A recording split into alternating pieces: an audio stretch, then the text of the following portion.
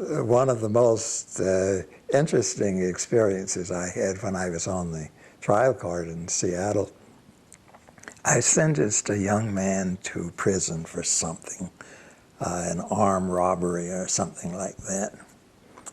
And his mother jumped up and said to me in open court, "You black nigger, after all we let you become a judge.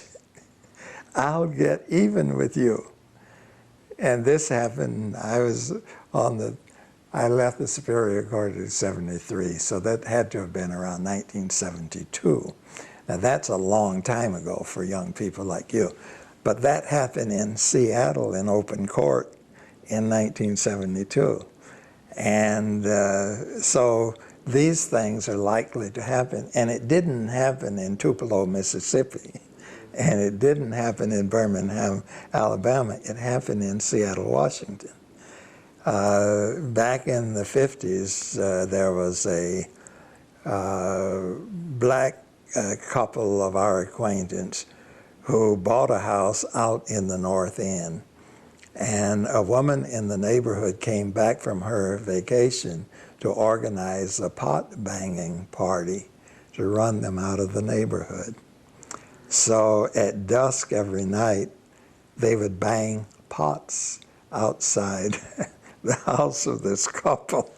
And the Assistant Attorney General, who happened to be Wing Luke, was a great person to modulate tensions.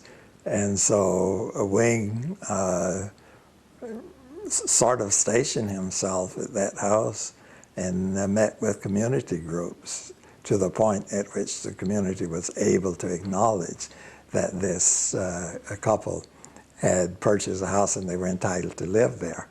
And you know, this was Pacific Northwest, great state of Washington, and it wasn't Birmingham, Alabama. And so the divisions of race and the tensions of race are not solely limited to geographical areas.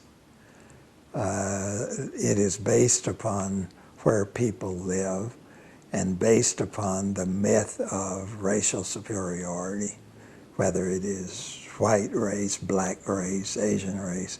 No one is superior to anybody else, and